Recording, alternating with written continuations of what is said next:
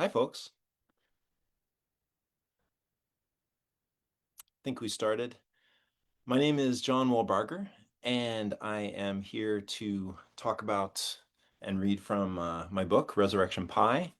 Um, I'm I have about 20 minutes or a half hour, I think.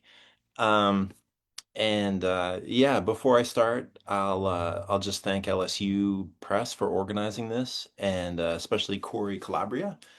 Um, who is the wonderful PR person, and always Elisa Plant, who is the director over there and is very supportive, and my editor, James Long, who's been extremely supportive. So yeah, let me just I have maybe I've been advised to spend the first 3 or 4 minutes kind of introducing things and letting people trickle in, and then I think this is going to be recorded for later. So let me just say I have two books with LSU. Resurrection Pie is a book of poems that just came out, and this is a book of essays, The Elephant of Silence, that came out 2 years ago. Um, I am at this moment in the hallway of a house in Vermont. I teach at Dartmouth, and my wife is a philosopher, Tina Rosenqvist. Um, and I'll just kind of turn this around, and you guys can see we've got a nice little forest in our backyard, and you probably can't see there's like a river right behind there. So that's what I'm looking at. Um, and yeah, all is well in Vermont, mud season. So if I could just spend a few minutes, I thought before I dove into my book, just as people are trickling in, I just grabbed off my shelf a couple of LSU books. So this is a super famous LSU book that I absolutely love, Confederacy of Dunces. This is their flagship book. I think that has sold more than any other LSU book, I think, over the years. And the reason why I sent my essay book a couple of years ago to acquisitions editor James Long was because of this book, which I really enjoyed, Subjects in Poetry by Daniel Brown, um, essays. Um, and then other essays, Chad Davidson has a couple of book of essays. I really like him and his essays and his work. And then lately, George David Clark, Newly Not Eternal came out last year. This is a book of poetry that I absolutely love. And then last year, this book, Novice, came out. Nita Soverstrom. I'm not positive I'm getting that right. Soverstrom. Um, Nita is really, really cool, and her poems are amazing. And the last one I'll mention that just came out that I'm really excited about is Wonder Wheel. So this is Chelsea Witten, and I got these at AWP, some of these. Okay, so let me dive in here to my book. So this is Resurrection Pie. And I have to say, I haven't had the chance to read from this book yet, so I'm gonna try out on you guys over the next little while. Maybe I'll just read 3 or 4 poems, and then I'll introduce them nice and slow, and take my time, maybe for 20 minutes, and then we'll have a little Q&A, and we'll call it a day. Yeah. Um, so the idea with this book is. I love David Lynch, and I'm pretty obsessed with David Lynch. And David Lynch talks about a line that we don't want to cross as artists, um, where, well, he talks about like talking the film back into language. And I feel like sometimes I do that with my poems. You kind of explain them, and it's not really a good idea to do so. So how can you set the groundwork for poems or a book of poems without kind of explicating it? Yeah. So this book, I guess I have in mind with this book. So a Resurrection Pie, I'll say first of all, some of you might know, is a pie that is made from old pies. And I think this is kind of like I've been a vegetarian since I was a kid, so this is maybe a kind of gross pie that is um, like meat pies. Yesterday's farmer's meat pie, and it becomes today's meat pie, and some of it is old and will make you sick, and some of it isn't. Maybe that was the original idea of a resurrection pie. But I love the idea of old things, old pies becoming new pies. So this book and the circularity on the cover to me also links to uh, Buddhism and things being circular. So I have poems that are like I have a poem about a porn star that's in the bardo. I've got numerous people kind of like dying, numerous people dying, and then what happens after, and then um, a lot of kind of maybe fucked up fairy tales. If anybody out there knows my work, my book from 2019 was called The Mean Game. And this, I think, is a continuation of those kind of poems, where I'm kind of trying to do that thing that I don't know whether other people are trying to do it, but like I always think of Aristotle's sense of mimesis, like you hold a mirror up to nature and like I have, I think, this Canadian demeanor, which is, I think, kind of like sweet. And hey, I wave to people and I fill in the gaps in conversations. But in my poems, I think it's important to go as dark as the world, like to let the world be as dark as it is and don't make it any sweeter than it is. That said, all the joy and sweetness that's in the world, let's find it. But all the darkness, let's find that too. So putting a mirror up to nature and finding all the darkness and the sweetness and I guess with this book, some sense of kind of a circularity or something like that. So I'll just start there. Maybe I'll start with this poem, and if it's cool, I'll just throw up um, the text as I go. So this is called A Cordial Letter from West Philadelphia. Um, the reason I want to start with this one, this comes about halfway through the book, is because um, there's a kind of reader, there's kind of an ideal reader, I suppose, that I have in mind for this poem. And it's in the epigraph. So the epigraph says, Kaylee Muthart from Anderson, South Carolina, made headlines when she was rushed to the hospital after she was found tearing out her own eyes in front of a church. Now completely blind but drug-free, the 20-year-old says, life's more beautiful now. Life's more beautiful than it was being on drugs. It is a horrible world to live in. So, I guess what is meaningful to me about this context is I am imagining this Kaylee Muthart. The poem is to her. And in a sense, I'm trying to describe the world to her. Um, and specifically, I wrote this when I was living in Philadelphia. So it's Clark Park, which is in West Philadelphia, near where Tina and I lived. So I'm describing the park to her. But the urgency of that, you know, description is to me really central to the point of view of an artist and a poet, which is reaching out to a reader. And we don't know who that reader is, but a kind of like like an urgency, like I've got to get this information to you.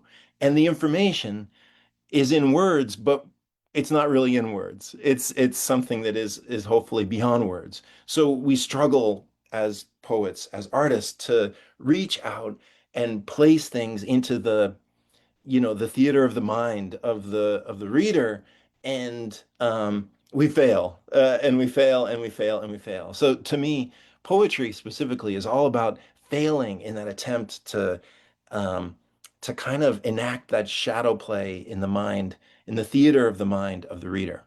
So I'll connect real super quick to an epigraph at the beginning of the book. Um, so this one here. Hakuin. So this Hakuin is a Zen master from the 18th century, and I'll just read it for you. If only I could make you hear the sound of snow falling late at night at the old temple in the forest of Shinoda. So this is at the beginning of the book. So this to me is saying the same thing as the Kaylee Muthard poem, which is like the attempt for the poet to get across this thing which ultimately is going to be impossible to get across. Okay. Oh, excuse my scrolling. Okay. Page 29. A cordial letter from West Philadelphia. Kaylee, do you ever feel, now blind and off the meth, like a sunflower in a vase? Uprooted, I mean. I do. I'll try my best to tell you what I see. I'm in Clark Park, sunny spring day. Trees, picnickers, squirrels. How can I enact these row homes for you? Their silent facades tremble with familiarity. Ah, that's no good. The trembling is a trolley going by. And on the wind, a whiff of the end of the world. You smell it too, I bet. Let me try again. These robins, a bush of screaming prophets. Can you feel my relief? Ah, I'm bad at this. How can I portray this woozy circus music ice cream truck? How can I animate the earth so you'll see it too? Long ago, when I arrived at the page, the words were there for me, first graders waiting in line. Now they glower, goblins in dark potholes. They owe me nothing and know it. How I long for you to see Clark Park. The men playing chess, the girl and her grandma handing a popsicle back and forth. I'm here, Kaylee, dead center of the universe, I swear, as if we, all of us, were emerging from a coma. The way this homeless fella, straw hat, elastic under his chin, trembles in the grass. The way I trembled during my first kiss. That was winter. Linda, short, red-haired Linda, rolled onto me in the snow. That weight, lips warm. So now, the world emerging, we are free to name the things in it.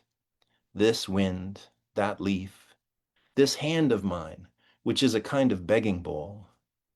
The moment of transgression and fog has passed. It's just you and me, Kaylee, in this horrible clarity. Can you believe there's a word for every item in the park? The straw hat, the popsicle, everything nameable. Even that kiss, Linda urging my head into the snow, I'd call beautiful.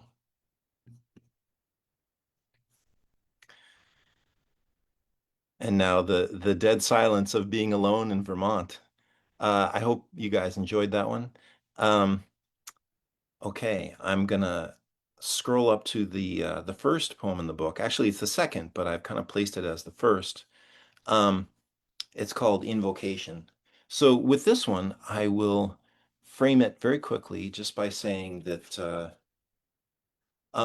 like I said, I've been a vegetarian since I was a kid. And for some reason, I got it in my head when I was in my 30s that bullfights were somehow a cool thing. They were a good idea. And so I went to a bullfight in Mexico City, and I came out of it not thinking they were a good idea anymore, thinking they were a terrible idea. Yeah. So anyway, this poem it's called Invocation, and it is. I'll just pull it up for you here. Um, it has a little dedication for these bulls, Barbudo, Yoncero. So these are bulls that gored matadors.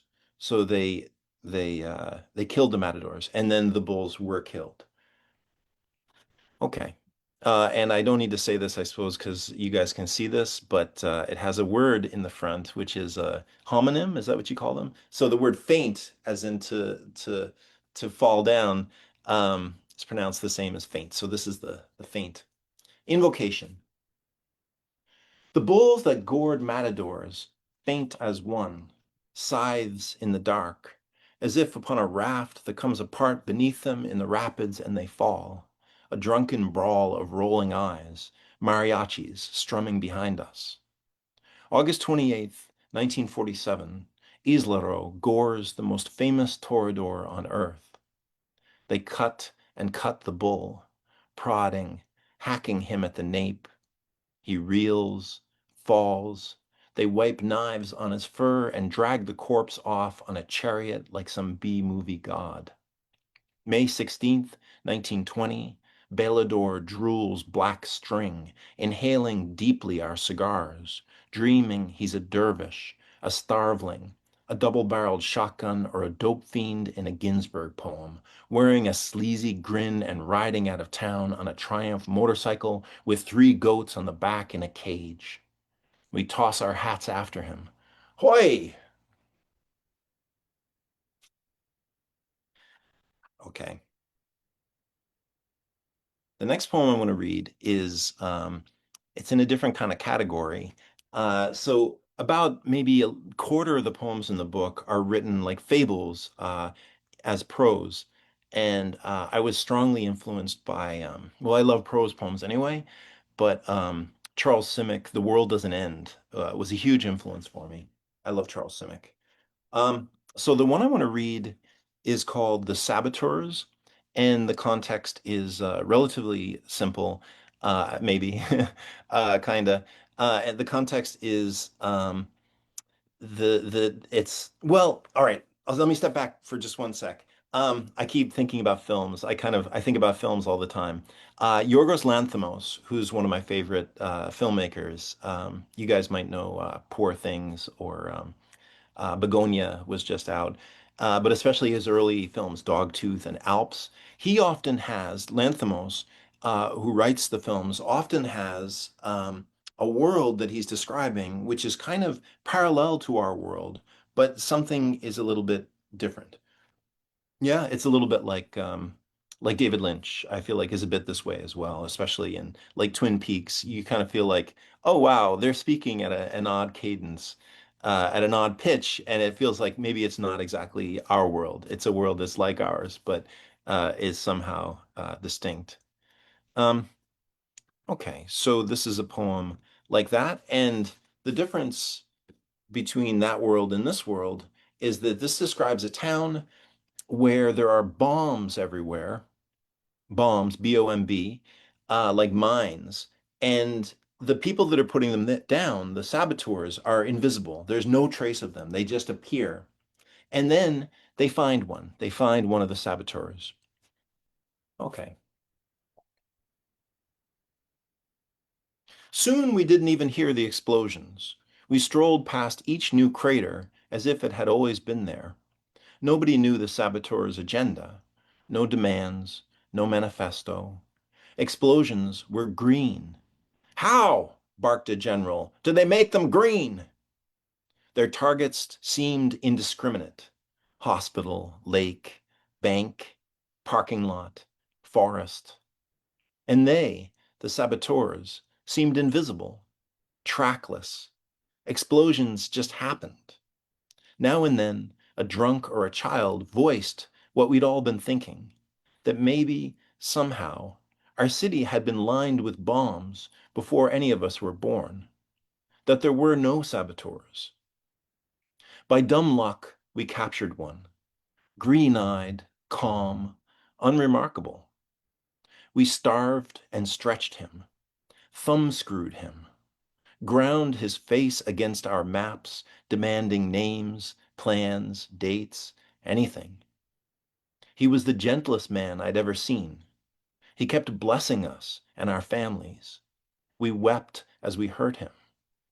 To each other we called him Francis. In a circle among us, his torturers, Francis said, "I'm sorry, I do not understand your questions, but aren't the bombs sublime?" "How?" we asked sincerely. He just smiled. We received orders, drove Francis to a field.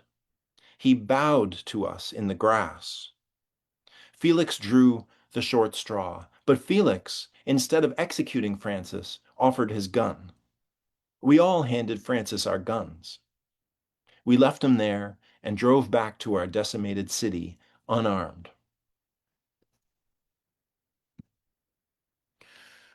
Okay, I see it's 20 minutes, so maybe I'll read two more poems and then I would love to answer some questions. Okay, so this is one that has a little context to it as well. This is called No Longer Invited to Dinner. Um, I don't know if you guys have heard of the Darwin Awards. So these are like it's a kind of dubious award, a kind of cruel award that I'm not really sure that I'm a fan of, um, which is it's given to people who die in kind of like non-smart ways, in stupid ways. So like there's a description of a couple of guys going up to a wild elephant and trying to pat it, or taking a bear cub in the forest and picking it up and patting it, like just not smart things, and then they end up dying. And the idea by calling it a Darwin Award is that um, they kind of help the species by not propagating any further. So the narrative of this to me is a little bit cruel. I don't love it. Um, and then when they describe these people, there's always a human element, but it's kind of overshadowed by the ironic cruelty of the context. So I enjoy reading these for the details and because they're dark and interesting. Um, but yeah, I don't love the context. So this is one that describes this couple. I think they were in Russia, Anastasia and Miguel. They were teenagers who were at this party on the sixth floor of an apartment building, and they started having sex at the edge of the rail and they fell and died. So this is to them. This is kind of like in a voice that's not mine speaking to them. No longer invited to dinner.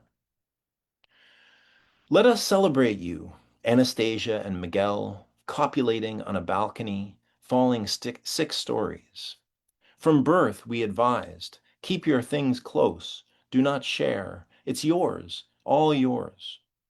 We were fools. Perhaps now you are rocks falling into an abyss for 100 years. Does it matter? Now all you had is impounded, as if it were never yours.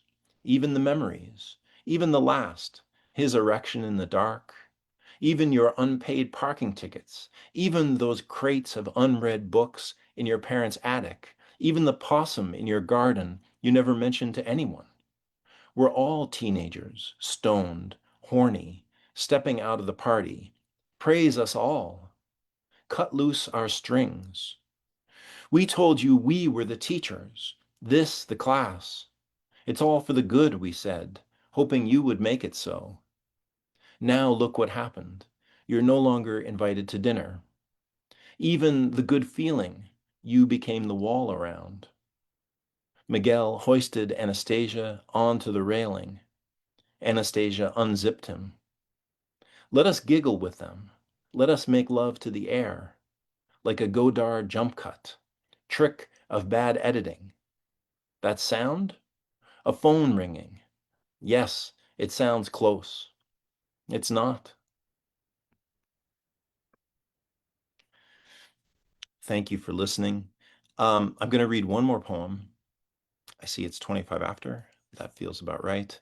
Um, let's see, what page is this on? Um, this is another one that has some cruelty to it. I don't know why I'm drawn to these cruel stories. This is on page 66 in my book. Um,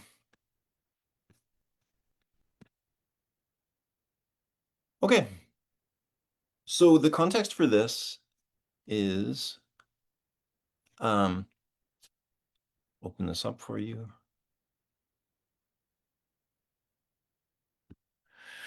Um, So this is a dramatic monologue, I guess you'd call it, where there's a speaker who is me speaking to an implied listener, an invisible implied listener.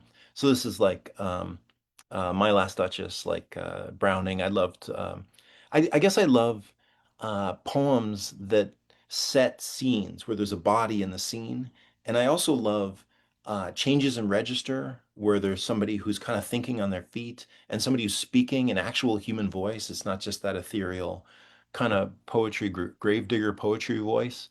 The context here is the person has come to a plastic surgeon's office, and the plastic surgeon is trying to basically to sell them a face, to sell them something, whatever it is, a nose job or, whatever it is. Um, And so for the sake of this dramatic moment, I don't know, this is the first time I've done it, so we'll see how it goes. But like he's referring to a book of faces, like a book full of faces, and he wants to sell her a face. So I'm going to use this as the face, and we'll see we'll see how that goes. Okay. So she steps into his office. Oh, did I disturb your face as it was performing a double somersault? This face of yours has thrown tantrums. Of course it has. Any face that hasn't is a wee cold moon. Ha ha. You like that one? You like wee? Me too. Let's open up this book of wee faces. Look at this face. Is this the face you want? Here is a face that glows in starlight. Here is a face that cannot be exhausted by use. You think, haha, your face glows in starlight? Think your face is just an exotic animal that forgot its tricks? Seriously now. Your face is a dogfight, a malevolent fairy tale. Seriously, your eyes, sub-zero spotlights in your head. Who'd enter such a face to brave the minotaur within?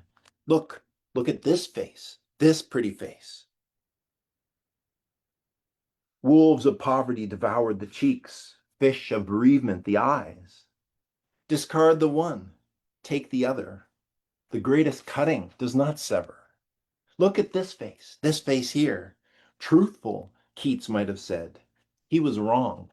Beauty and truth are antithetical. The secret of a face is it has no secrets? Wrong. A face is the secret of a heart. Heart, the secret of a soul. Soul, the secret of God.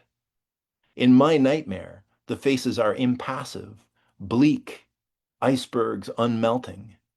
Let the river of your face jump its banks. Let the animals of your face run into the light and let them fall.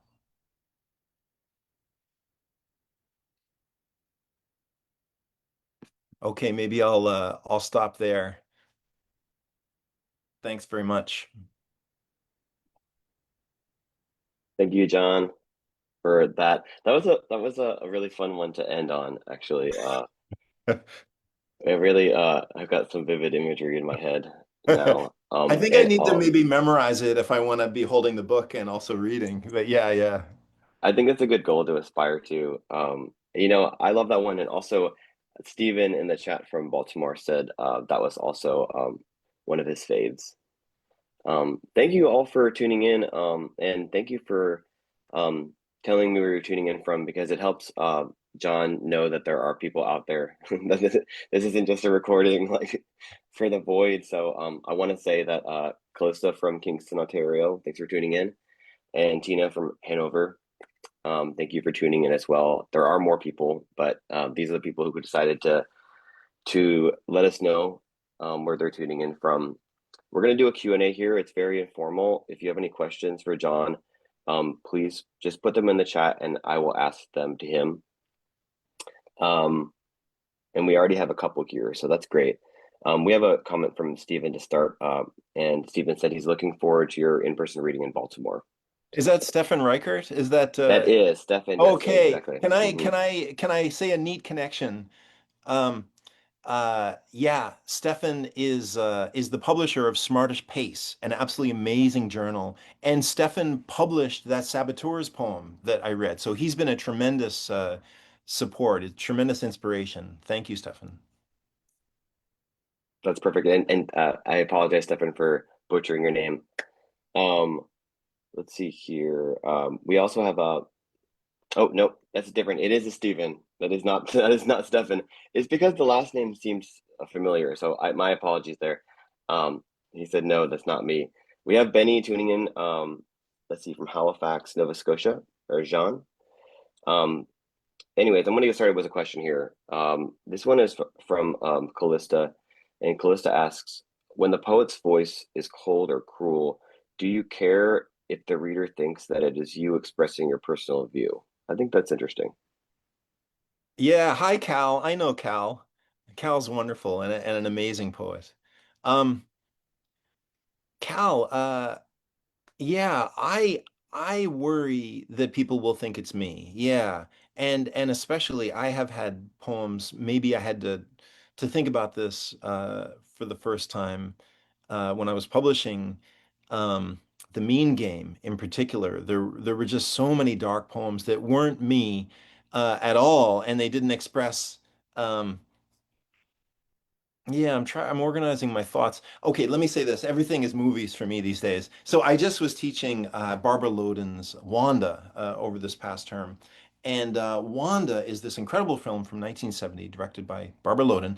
And um, in that film, it describes a woman who nothing good happens to her. Like she's just everything she tries to meet somebody, that doesn't work, tries to get a job, that doesn't work. Eventually, she has this life of crime.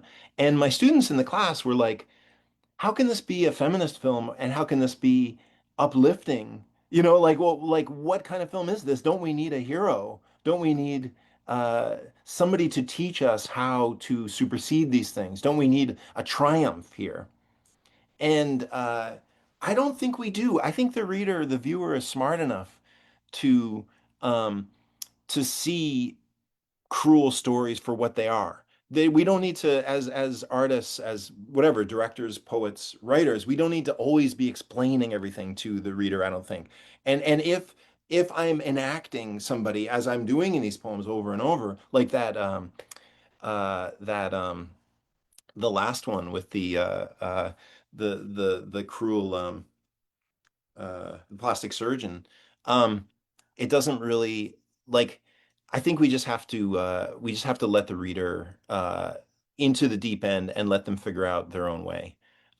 Yeah, I don't really think that we need to worry about what people will think of us and our ego and those kind of things. I think we need to. I don't know who it was that said that the poems need to be better than the poet. They need to be better than us. They need to be a North Star and let us head in that direction. Um, I feel like I'm answering three or four questions that maybe Cal you didn't ask, but I do think we need to let go of our concern that we will be judged on a personal level based on each of the poems and let the poems be, you know, like what if Shakespeare had not that not that I'm Shakespeare or any of us are Shakespeare, but like what if Shakespeare had worried, you know, that like oh Hamlet has this pile of bodies at the end. What if everybody thought that I am a cruel person who is going to kill everybody around me. You know, no, we realize that the artist has license to create things that are invented, and then the reader can follow along and take what they can. They don't need to be they don't need to have the triumphal story explained to them at all times. Okay, I'll stop there.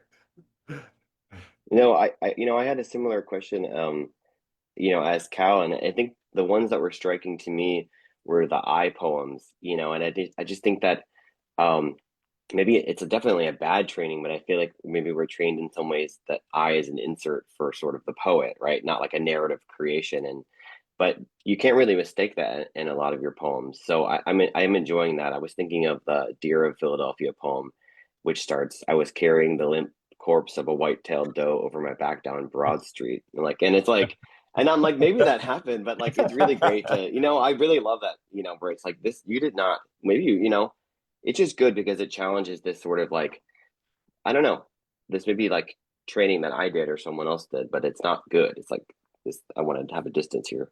I feel the same way though. I want when I'm entering a poem, I want there to be a body that I can kind of enter, you know, a proxy body that I can enter and see the world from. And if that perspective is clear, all the better. But yeah, these poems are certainly pushing against that, and the I voice is not reliable in these poems for sure. I have a question here that I'd like to read, and I've just really been butchering everyone's names today. So maybe I think this is from Micheline, if I'm saying that Hey, right. If I'm Micheline. not, Micheline okay, Mailer in good. Calgary, and another amazing, amazing poet. Yes. So Micheline says Blossom Street is my favorite. Tell us about how you link emotion with surrealism. That's a great question.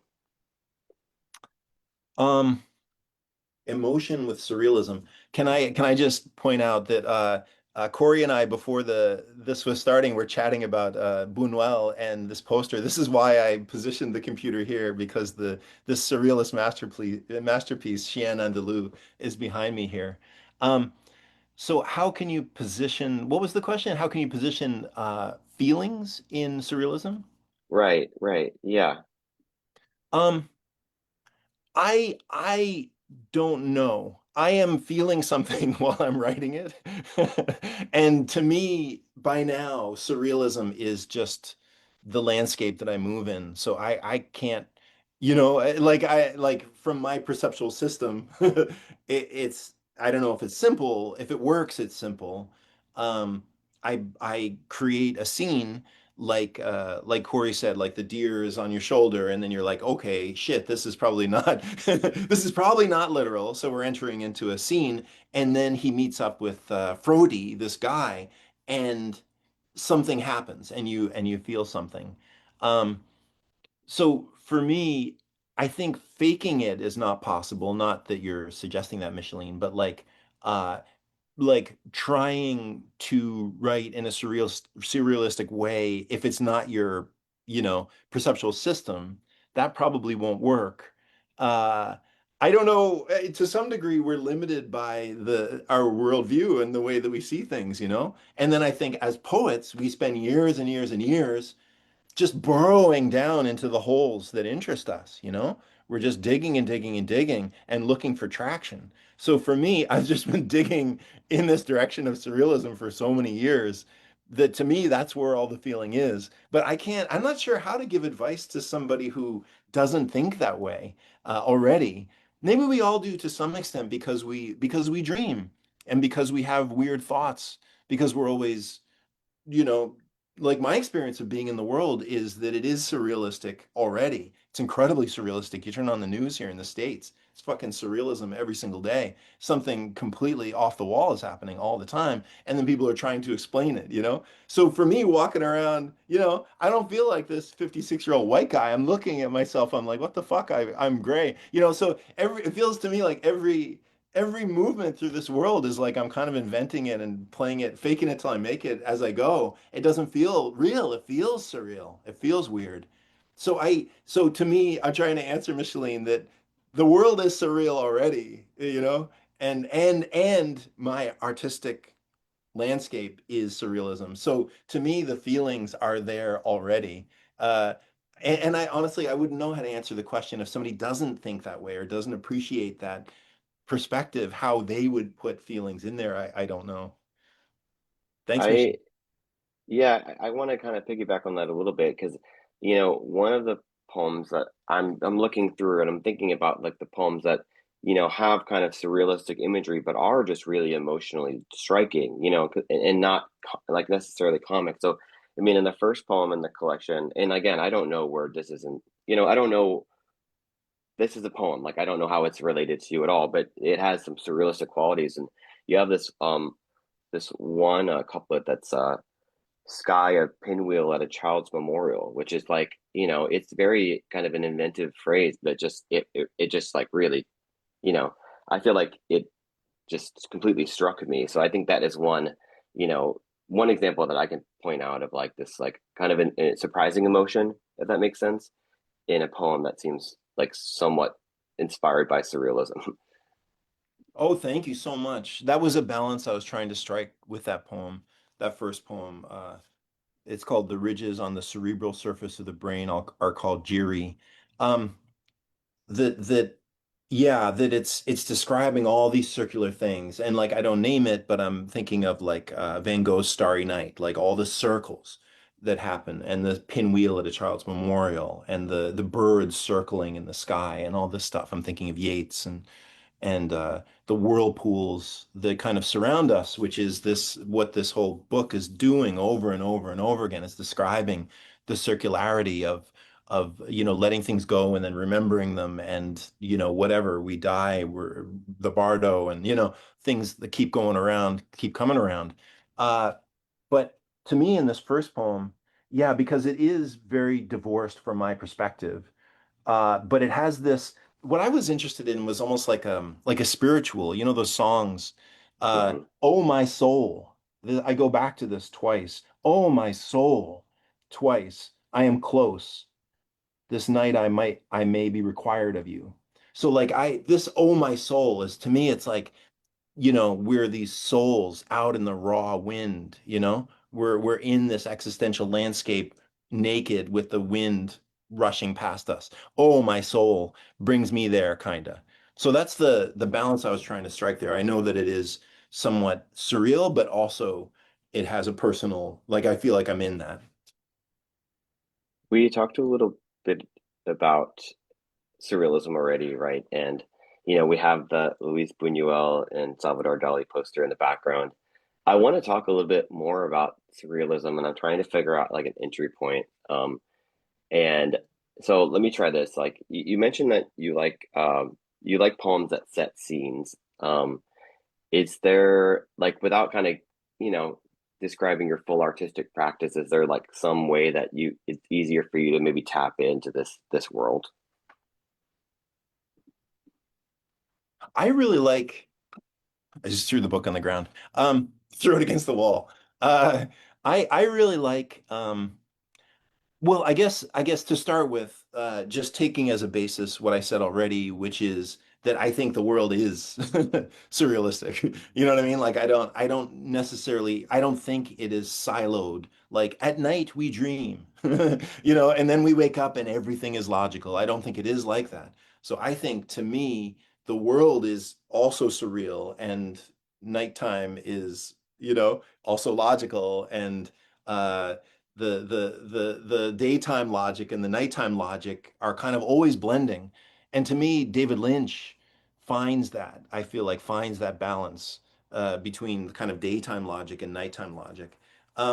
Yeah, I don't know how to answer that except to say, all right, so Breton, like in the 1920s, Breton has these manifestos of surrealism. He thinks that we've spent too much time on the logical way of thinking. He's heavily invested into Freud. Freud is still alive. Freud doesn't like him. Freud hates him. He's like he thinks that they're with their art they're just making these trinkets and nonsense. But Breton is after what he calls a superior reality. And that superior reality is one that finds a balance. It strikes a balance between the whatever you call it, the nighttime logic of the weirdness of these kind of films, and the daytime logic of the over reliance on, on the normal kind of logic or straightforward thinking. And that what they did is they started creating all these, cups made out of fur and like Dali's lobster telephone, and like Magritte with all his like, oh, this guy is facing nowhere. And so they focused almost too much on the um the nighttime logic without searching for a balance. So to me, and then right now I'm watching it's called Resurrection by this director, this incredible, incredible Chinese director, Bi Gan. And he goes straight into the dream.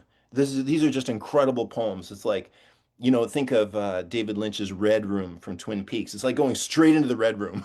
Like there's no black law, there's no like Twin Peaks town, there's no sheriff. It's just right into the Red Room. So to me, um, I love how David Lynch takes us there in a body toward the red room being the deep surrealistic dream, the thing where kind of magic happens. He doesn't just enter there, but he takes us in there slowly with a body. So I think of poems that way. The poems uh, can have an entryway. I think of it like a circus entryway, like a fun house, a circus fun house or haunted house that takes you in. Um, and it looks like something that we recognize, like maybe it's the facade of your childhood home, it's something we recognize. And then we enter, and then slowly we realize that we're kind of untethered, you know, just like in Lynch's Mulholland Drive. It takes them a while to get to that Club Silencio scene. They don't just enter it automatically. Um, so I like a poem that will invite us in with a kind of normal looking entryway. And then once you're in, you're like, oh shit, something strange is happening. But I think to some degree, we're all looking for that thing that Breton talked about, that superior reality, the balance between the logic, because you can't get rid of the logic. The logic must be there. and also the whatever the nighttime logic, the dream. Have you ever seen that Chinese movie, The World by Jia Zhangko? It's like Oh, that reminds me a little bit of it's kind of like surrealism in the world. It's like set in this place called the Beijing World Park, which is full of all of these like miniature like world landmarks. And so you have this like beautiful, almost like fantastical world, and then it focuses on, just like the very low wage workers that like sleep in these like almost tenements and go to this magical land, and it's really cool, like kind of contrast. The World. You recommend that? I do, yeah, it's a wonderful movie. I really liked it. Cool. Do you have a favorite Lanthimos movie or a favorite Lynch movie? Just while we're on it. My favorite Lynch movie is Mulholland Drive. Um, but the maybe the best moment of television I think that ever existed is Twin Peaks season 3, episode 8, which is it's the Hiroshima episode. Um, it's the greatest thing I've ever seen on television. I think it was on Showtime when it was released in 2017. Um, it's not so Mulholland Drive is not Lynch's last film. That's Inland Empire. That was like 2008, I think 2007. But that gets so weird. That really lets us off leash a little bit too far. Also asked Lanthimos. I really like Lanthimos's early Dogtooth and Alps, are early ones, but I like all of them. I think he's amazing. I'd like to talk a little bit about the kind of like collection itself for a minute, if you don't mind maybe jumping there. Sure. You told me when we spoke before that some of these poems are a little bit older, so I'm curious if you could talk a little bit about how this collection came about. Um, this collection came about from I write kind of prolifically, and since I've been teaching at Dartmouth for the past 3 years, I've had less time. But basically, I have been writing 5 days a week uh, for 15, 20 years. I've been writing like poems every day. So I have a huge, I have kind of like this like room full of poetry, like many books worth of poetry, but they're not good books. Corey, I can't emphasize it enough. They're not good books. So what I've been trying to do is, I basically before I had any books published, I was 40 when I had my first book published, and now this is my seventh book. So like I I had many of these books. I had drafts of all these books written before the first book came out. But honestly, I don't think I knew how to write too well at that point. So it's been a constant revamping, rewriting, expanding, finding my voice, reading obsessively for many, many years. So I would say each of my books has a kind of like a vibe, you could describe it as like poems that almost like a good party. A good party, you have people who are in a room who like to talk together, who have things to talk about, and they rub off each other in just the right way, and you're having a good time, Like a book is a bit that way too. You want to have poems that want to spend time with each other, and they give a kind of like an arc. They do things that are interesting together. They're not the same. None of them are the same, but they're all playing well together. So, for example, my last book was out in 2022 by wonderful Palimpsest Press in Canada. It's called Smog Mother. So these were poems that were written in Asia. That's what those poems were. They were all written in Asia. So I was in Thailand walking around during a protest. I was living in India with Tina up in this village in Gamru. I was in Hong Kong. So it was like this guy in Asia poems. That's it. All of them were. And it's like the best ones that work together and that can be in a room together. So this book, I knew that this was coming. I really love the book of mine, The Mean Game from 2019, and I knew that I had more of those and that vibe. So that is the kind of cruel, fucked up fairy tales. That's kind of what that book was. And I really liked that. To me, I was getting at something there. So this book, I think, is a continuation of that. And it's like the best poems that, it's not like a B-side. It's like, I've had years and years and years to get even better at that thing that I was trying to do Hmm. then. So it's kind of a continuation of that same vibe. And then in a very practical way, I printed out and had them on the floor right here where I stand. You know, 150 pages of poems just all over the place. I was like, nope, nope, yes, nope. And I was changing the order, crossing them out. And I spent about 6 months working with James Long at LSU and like kind of like trying out different things, sending them to different people, asking for advice. Micheline is a good friend of mine. I was on the horn with her, kind of like showing her stuff and then changing the order, compressing, condensing, cutting, cutting, cutting until I found this thing that felt to me like, oh, this moves, in a way that I can work with and that is not there's no extra fatty tissue, I hope. Like there's not extras in there. I just let's just throw in 4 or 5 extra poems. As long as you're in here for Right. a John Wall Barger story, here's a couple extra poems. I was like, no, fuck that. Let's make this the tightest, weirdest little experience that I can, you know? You kind of set me up here for another question. But before I ask you, I want to let everyone in the chat know that I've got three more questions for John. If you have anything else that you'd like to ask him, please put it in the chat, um, and I will happily add it to the queue. Yeah, so I was curious. So is movement so for those of you who haven't seen the collection, it's divided into four sections.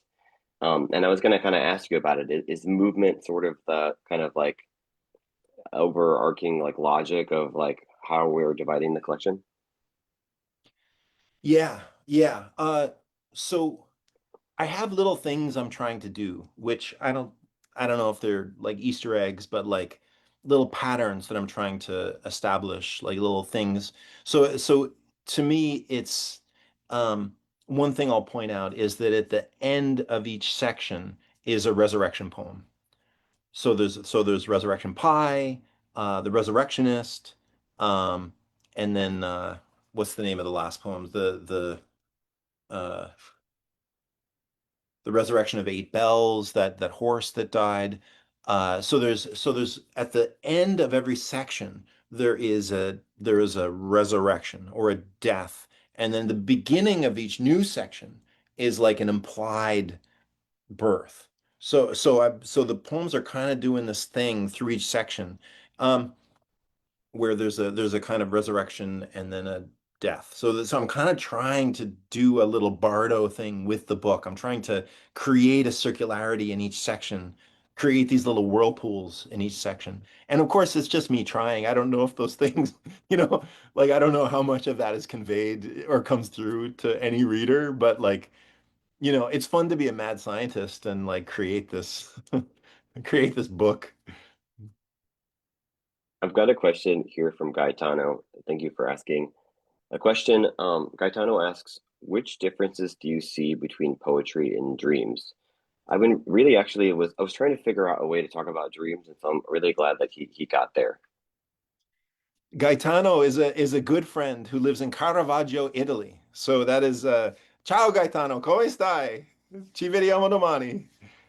We have a very productive exchange. We're translating each other's poetry and work in Italian and English.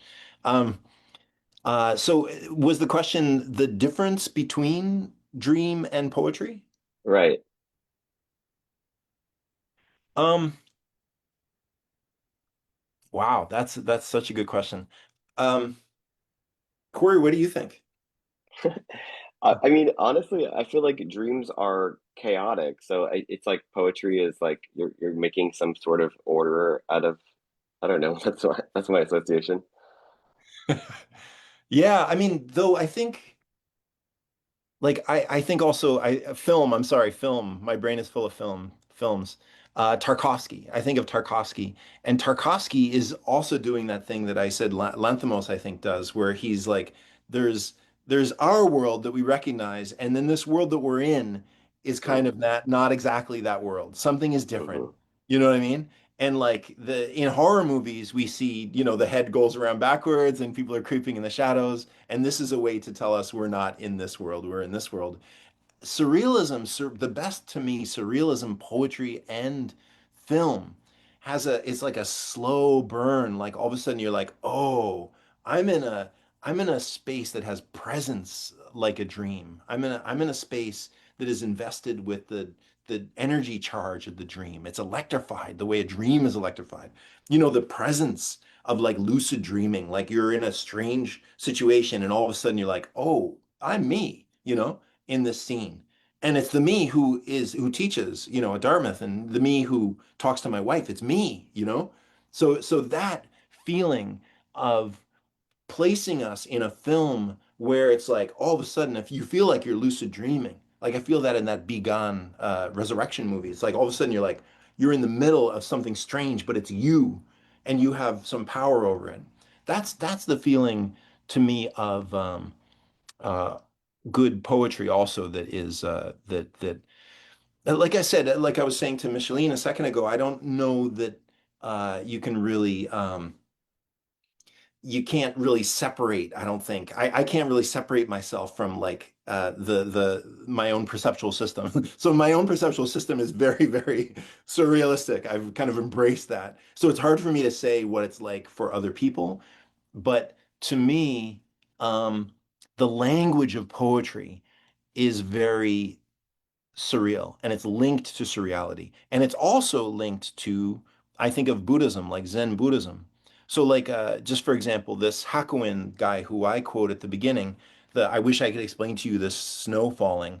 This is a like a Zen koan. It's a kind of Zen koan, like what is the sound of one hand clapping? So Zen koans were meant to interrupt logic. They're meant to disturb your normal way of thinking, that daytime logic, with something else, to disturb it and to introduce some other way of thinking. Yeah? A metaphor is very similar, I think. Like a metaphor, so Pablo Neruda says the horses are fire. The horses are fire. And you're like, oh, are they? You're like, I didn't know horses are fire. And so that also, like a Zen koan, it interrupts the normal logical way of thinking. A horse is a horse. A horse is biological. It's poops and then, it runs, it looks like that. Uh, but when we say a horse is fire, then we've got the metaphor, the carrying across of a metaphor from one space to another, from the normal daytime logic space into the metaphorical kind of more liminal space. So to me, poems exist in that liminal, dreamy, not quite you know, not quite me who goes to the bank or me who gets the change out for the bus. It's more of the kind of more like when I'm going to sleep and strange thoughts start to enter. That to me is the space of poetry. And that's when poetry can do stuff. Poetry is not, I don't think, is not going to describe literal things that happen to me. It doesn't just say, it's not a grocery list. I guess it can be, but like, I woke up today and put on my pants and decided to put the computer here. That's not quite a poem yet. A poem needs to do something. And that's where the surrealism comes in, I think. It needs to move, it needs to turn, it needs to gyre, it needs to have figurative language, metaphors, voltas. And in those voltas, we're enacting a part of the brain that to me at least, is very much like that I'm going to sleep part of the brain. I think that's a beautiful place to end our conversation today. But before we go, I do want to ask you if you'll tell us about one, your upcoming book with us, and also your upcoming tour. Can I share my little tour Yeah, yeah, go ahead. poster? So my upcoming book, you mean the book that's next year? Right, yeah. Or I Yeah. mean, I'm also curious if you would, if you don't want to talk about that, just what you're working on, because I'm sure the book is already kind of going through production. Yeah, well, we haven't made an official announcement about it yet. Okay. I'm Then editing a book for LSU that comes out next AWP next year. That is it's 12 poets writing essays, and I'm the editor, so I've asked them to do this, and they're all on David Lynch. And it's called um, oh, what's it called? Open Your Heart or Die, I think it's called. And um, yeah, Open Your Heart or Die. Poet's Dream of David Lynch. So Yeah, it's just and we've got this wonderful famous critic A.S. Hamra, Hamra, who wrote the foreword to the book, and then I wrote the introduction. So that's coming out next year. And then here is my little tour. Look, it's my little tour dates. Um, yeah, so I've got an American little tour down the East Coast, going down to Birmingham, Alabama, and New Orleans, and then I'm going to go across Canada as well and spend some time in actually Cal, who's there, is helping me with these readings. It was very generously organizing these readings in Kingston, and then Micheline is in Calgary and is helping me there. And then Benny, hi Benny. Benny is a pseudonym for a human whose name I won't mention. Benny is in Halifax. Um, yeah, thanks, Corey. I appreciate all your help here, also, Corey. Not a problem. And I want to thank you again, John, for being with us. I feel like we had a really productive discussion, and I really learned a lot, honestly. And I do want to thank everyone for tuning in and spending your afternoon with us. So thank you for being here. I think that's it for today. Anything before we go, John? No, thank you all for coming. Thank you, Corey. Thank you, LSU. All right. Until next time.